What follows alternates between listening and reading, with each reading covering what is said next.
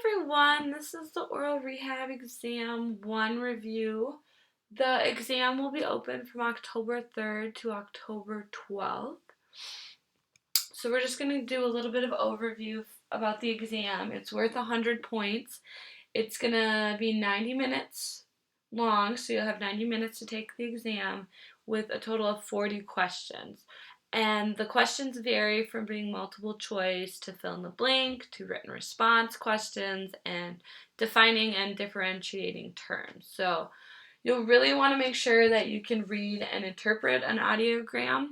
There are going to be, I believe, 3 to 4 cases on the exam, and you'll have to use information from the audiogram and their case history given to you and answer multiple questions with that information. And then you'll also want to know a lot about the amplification devices and the possible assistive devices that someone might use. Alright, and then we'll get into more of the content stuff. So I have it set up so you can go through each bullet point and kind of quiz yourself with it. So first we're going to talk about hearing loss impact and that a hearing loss may or may not create a limitation, and the limitation may or may not restrict participation. So you'll want to know the difference and be able to define activity limitation and participation restriction. So with activity limitation, you're unable to participate in the activity in the way that you wish to do so. And then for participation restriction, it's physically removing yourself from the situation or changing your environment because you're unable to do the activity. So an activity limitation would be a boy at recess having trouble hearing his friends while he's playing football because of his hearing loss, and then a participation restriction would be him not playing football because of his hearing loss. So he completely takes himself out of the situation. So then you'll want to know the 2 goals of oral rehab. The main ones is to minimize the consequences or communication limitations of hearing loss, and then reduce hearing-related difficulties.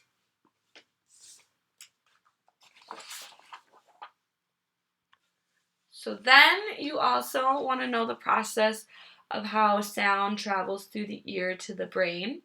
And for me, it's really helpful practicing writing this out. When I was studying for this exam, that's what I did, and I would just write a little bit about what each step does, and then an arrow to the next to show it's just traveling down a chain. So first, the pinna is going to localize and funnel the sound in through the external auditory canal, and the sound will travel down there.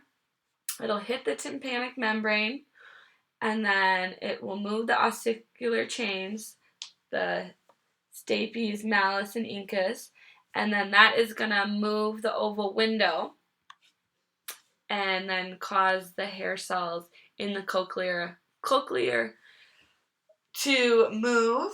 Cochlea, sorry, I put that wrong. And then you'll want to know all the different little chambers of the cochlea and the tonotopic organization, and then how the hair cells move. And then the next step is, once it's going through the cochlea, the nerve fibers from the 8th nerve enter the brainstem, so it travels down that. The signal does, and then the nerve fibers from each ear divide, and some go up the same side, ipsilateral, but majority cross over and go the opposite side, so contralateral. And then these nerve fibers terminate in the primary auditory cortex of the temporal lobe. The processing of sound occurs from the cochlea to the primary auditory cortex. And then just remember that the tonotopic organization is present from the cochlea through the primary auditory cortex, so in the brain. All right. And then you'll just want to go over a basic physics for this. Just know that loudness and intensity are the same thing, and they're measured in decibels. And then frequency is measured in hertz and its cycles per second.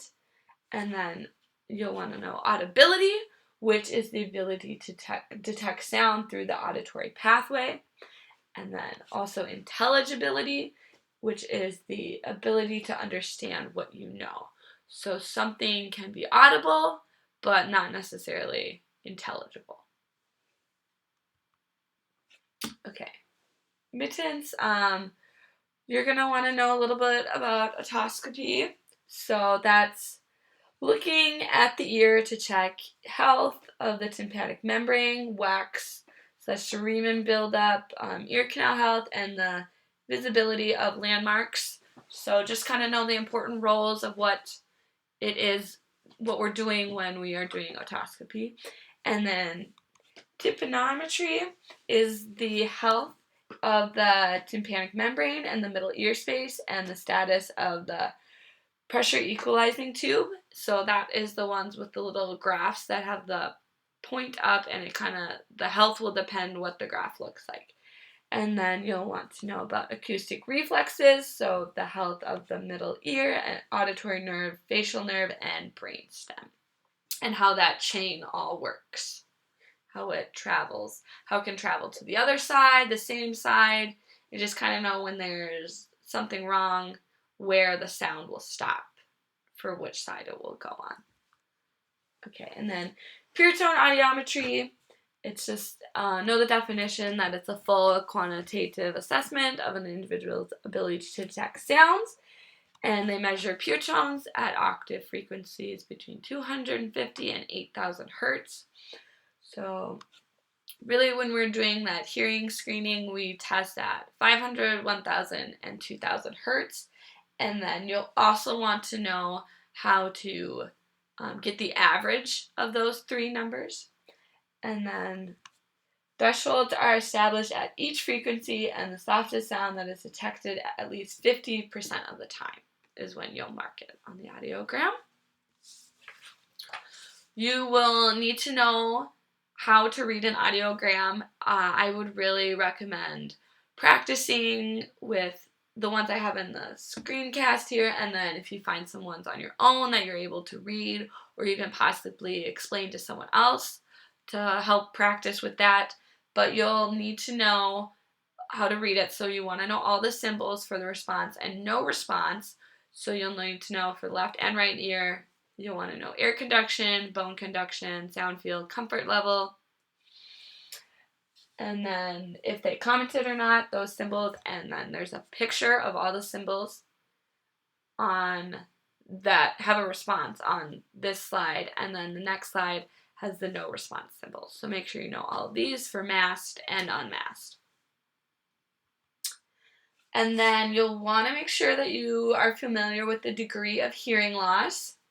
So normal is from 0 to 25 decibels, and it'll go through, this slide will go through and tell you like what, when adults or children will benefit from amplification.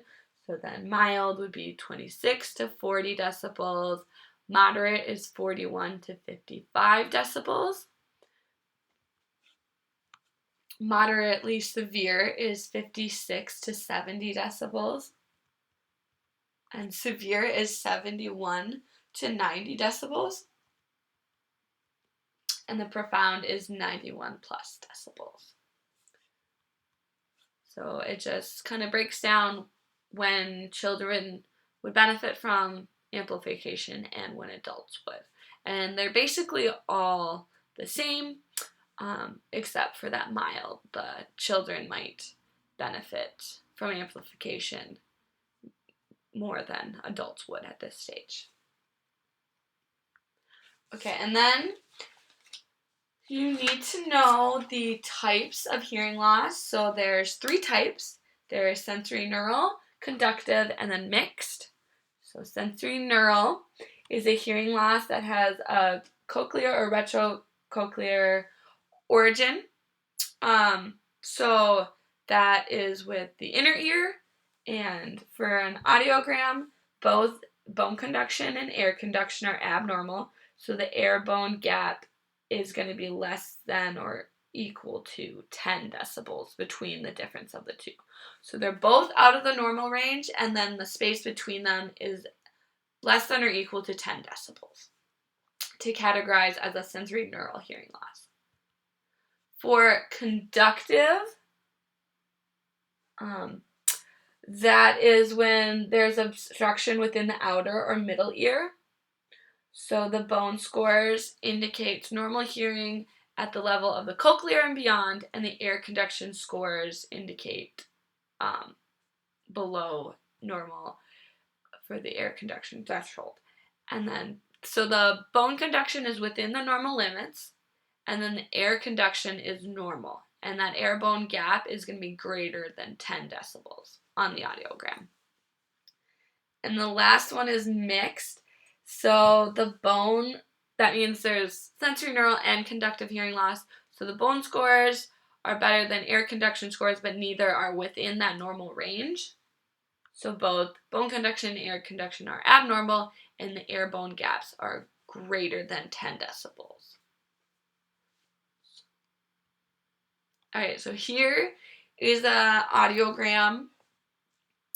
Like, pause the video, try to write down what type of hearing loss it is at each point, and then what degree of hearing loss it is.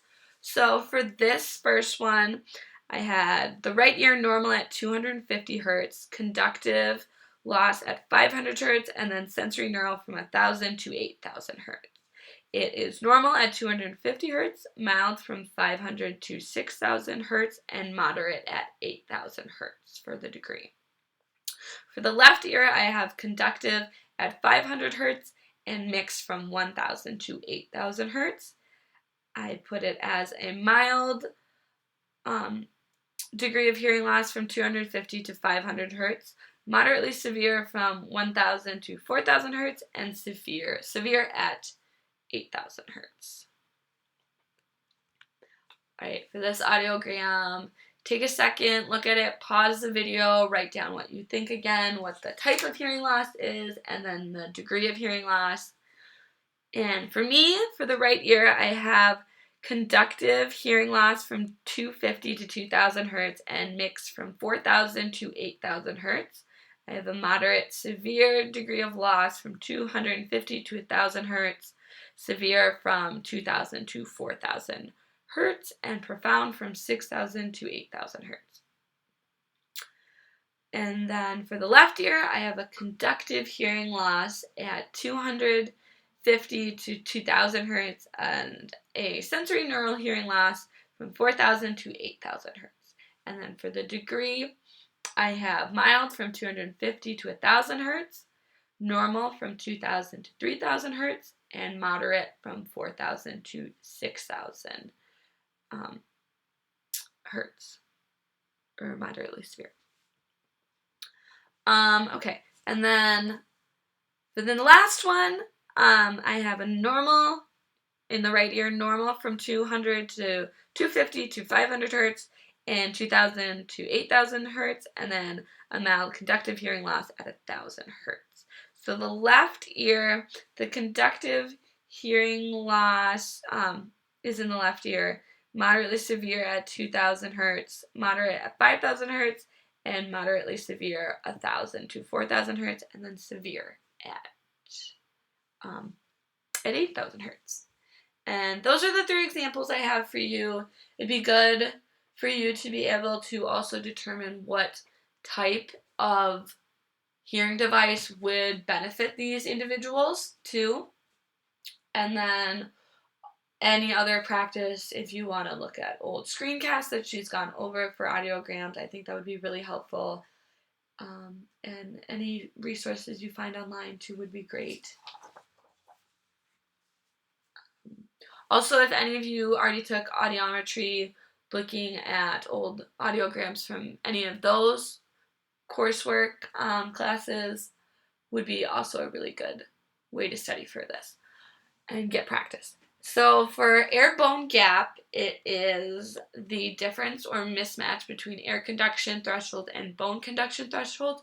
So you'll want to be able to make sure you can differentiate the symbols on the audiogram and then be able to count the space or how many decibels are in between that gap, because that'll help determine what type of hearing loss it is. Okay, speech audiometry.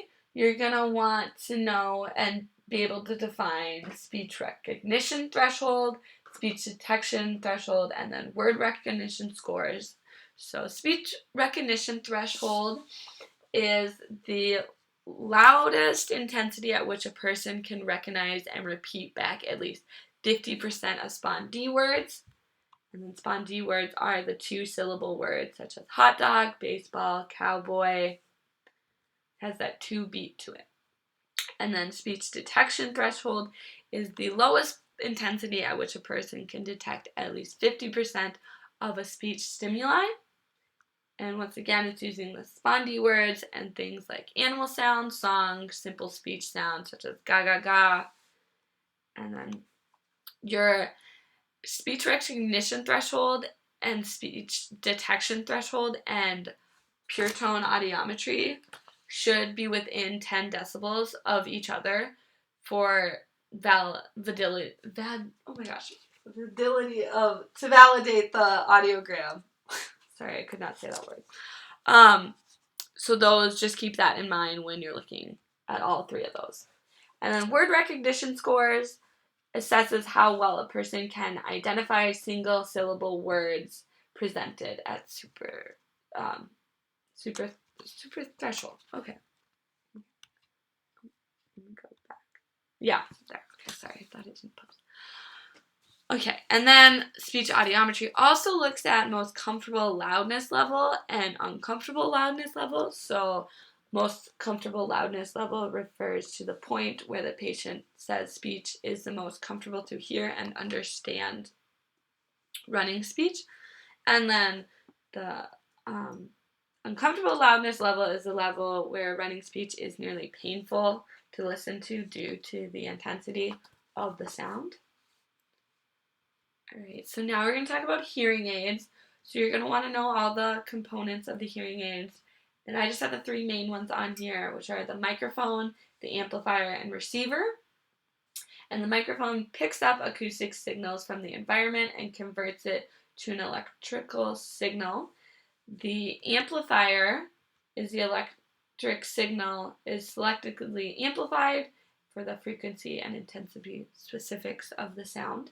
And the receiver converts the electrical signal back to an acoustic signal and passes that signal to the ear via an ear mold. Then we're going to go through some of the types of hearing aids.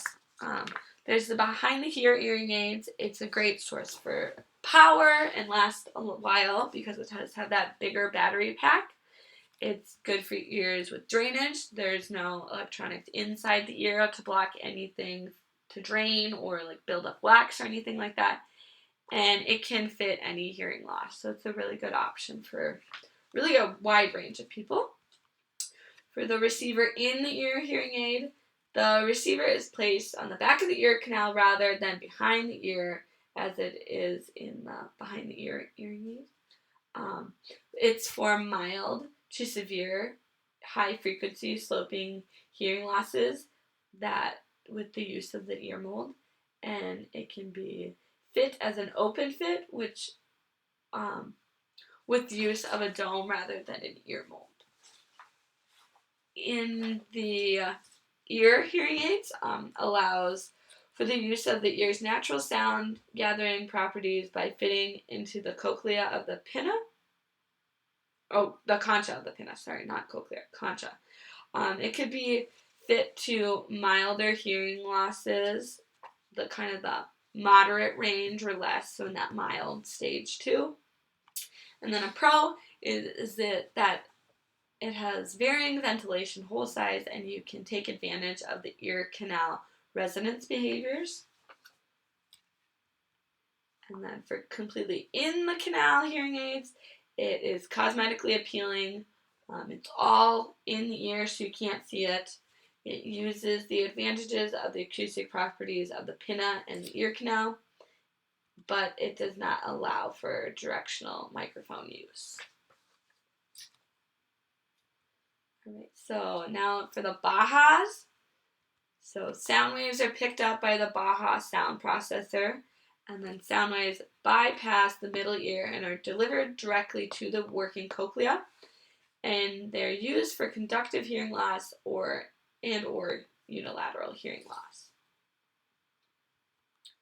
So then we also went over the contralateral routing of signal.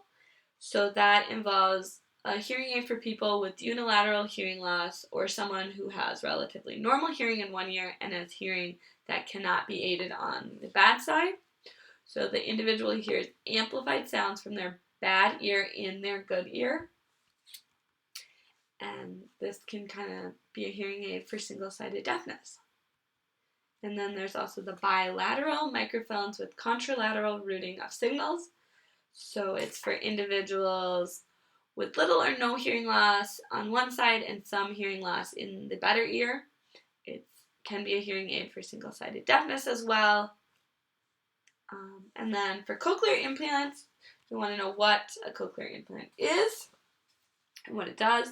So it bypasses the damaged cochlea via an electrical impulse carried along an internal electrode array and directly stimulates the auditory nerve. If you're having a hard time understanding this, I would recommend looking up videos. I think there is one linked on Canvas, but also if you just Google it, there's a lot of videos out there that can help explain this whole process. And then the nerve impulses to the brain via neural auditory pathway.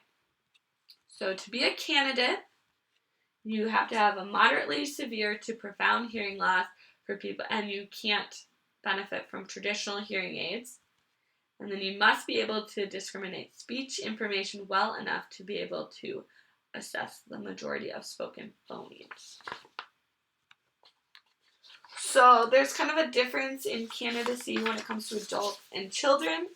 So an adult is anyone 18 years or older, and it's for moderate to profound bilateral sensory neural hearing loss. It's limited benefit. It's for someone who with limited benefit from amplification defined by less than or equal to 50% sentence recognition in the ear to be implanted and less than or equal to 60% in the opposite ear or both.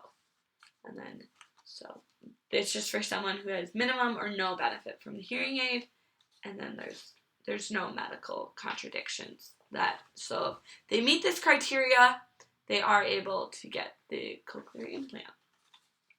So for children, it kind of varies depending on your age.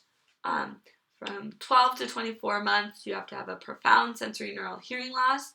You receive limited benefits from binaural amplification, lack of auditory skill development in the child, and then there's a minimum of a 6-month hearing aid trial, so that needs to be tested before your child can be a candidate, and then enrollment in an auditory rehab program, early intervention, and then no other medical contradictions as well. So for 24 months to 18 years, you have to have a severe to profound sensory neural hearing loss. You receive limited benefits from a binaural amplification, lack of auditory skill development, and then multi-syllabic lexical neighborhood test, and lexical neighborhood test scores are less than or equal to 30%, and then you will be enrolled in auditory rehab or early intervention. So the cochlear implant will have external and internal parts. You'll want to know the difference. There is the processor that contains the microphone and an internal digital circuitry that processes the sound according to an algorithm. And then based on the map that is produced from this algorithm, the processor sends a signal to the internal electrode array to tell it which electrodes should fire to represent the sound information. And then There's the transmitter coil. It is held in place via magnet in the internal receiver. And then the transmitter coil uses FM signal to relay the sound coding information to the internal components. And then there's the external processor, which contains the power source. Either pill batteries or rechargeable battery packs are in this. And then the ear level processors are popular, but a headpiece only is also available for use. And then there's the internal components with the magnet that attracts the transmitter coil and helps to maintain a strong connection to the receiver. And then there's the battery. So it sends electrical signals along the length of the electrode array. And the electrode array contains up to 32 electrodes, which may fire in isolation or in combination with other electrode points. And it also has ground electrode. So hybrid cochlear implants. It has an acoustic component of the hearing aid and then the cochlear implant component as well. Patient can take advantage of the acoustic properties from their ear plus the cochlear implant. And then the ear to be implanted has to be a CNC score between 10% and 60%. And then normal to moderate hearing loss in low frequencies, the threshold's better than 60 decibels hearing loss up to and including 500 hertz. That very quickly drops to severe to profound hearing loss in mid to high frequencies. So there is an example of this audiogram on Canvas if you want to take a look at what this is describing here. And then for the contralateral ear, CNC scores are going to be less than 80 and moderately severe to profound mid to high frequency hearing loss. The threshold average of 3,000 or 2,000, 3,000, and 4,000 hertz is greater than or equal to 60 decibel hearing loss. So auditory brainstem implants. They're used primarily for individuals without an auditory nerve. It contains an external receiver and an internal implant device, like the cochlear implant, and then the intersection of the electrodes in the brainstem at the level of junction of the cochlear nucleus is located for that, and then rather than like the cochlea in the cochlear implant. So just be aware of the differences, that it's at the brainstem instead of at the cochlea. And then outcomes are varied. Most patients currently just hear environmental acoustic cues and have pretty limited speech perception. All right, so that is kind of all the slides I have for all of you guys. This review does not include and encompass everything you'll need for the exam, so you'll want to make sure to go over your notes, look back at Screencast on topics you aren't really sure of. If you had like questions, you were concerned on quizzes, kind of look back and think about what you did get wrong and didn't get wrong on that. And then if you have any questions, please post in the discussion section on Canvas, or you can personally email me. This just has a lot of general overview information, so make sure you're getting more details on all these sections that we covered throughout the course of the unit. And good luck studying. You guys got it. Please let me know if you need anything from me. I am happy to take your questions. And yeah, just let me know if you need anything. Great.